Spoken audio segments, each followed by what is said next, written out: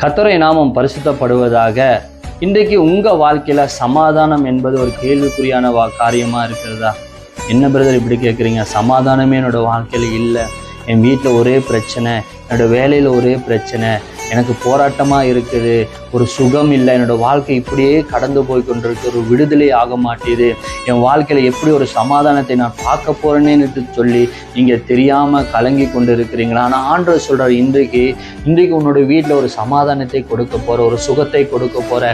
இன்றைக்கு உங்களோட வீட்டில் எந்த காரியம் சமாதானம் இல்லாதபடி உங்கள் வாழ்க்கையை கடந்து போய் கொண்டிருந்தாலும் சரி, ஒரு சுகம் இல்லாதபடி கடந்து போய் கொண்டிருந்தாலும் சரி, ஆண்டவர் சொல்கிறாரு, ஒரு சமாதானத்தையும் சுகத்தையும் கொடுக்க நான் விரும்புகிறேன் என்று சொல்லி கர்த்தர் சொல்கிறார். பாருங்க, சங்கீதம் 122 7வது வசனம் சொல்லுகிறது, உன் அலங்கத்துக்குள்ளே சமாதானமும் உன் அரண்மனைக்குள்ள சுகமும் இருப்பதாக. பாருங்க, இன்றைக்கு உங்க வீட்டில் ஒரு சமாதானத்தை தேவன் கொடுக்க போறாரு.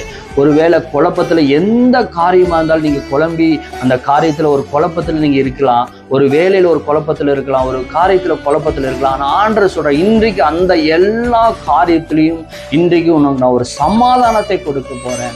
தேவன் கொடுக்கிற சமாதானம் என்றென்றைக்கும் நிலைத்திருக்கும் என்று சொல்லி தேவன் விரும்புகிறார். இன்றைக்கு உங்களுடைய வாழ்க்கையில் ஒரு சமாதானத்தை கொடுத்து, ஒரு சுகத்தை கொடுத்து, உங்களுடைய வாழ்க்கையில் ஒரு அற்புதத்தை செய்து உங்களை நடத்துகிறவராக இருக்கிறார். இந்த வார்த்தையை தியானிங்க, இந்த வார்த்தையை விசுவாசிங்க.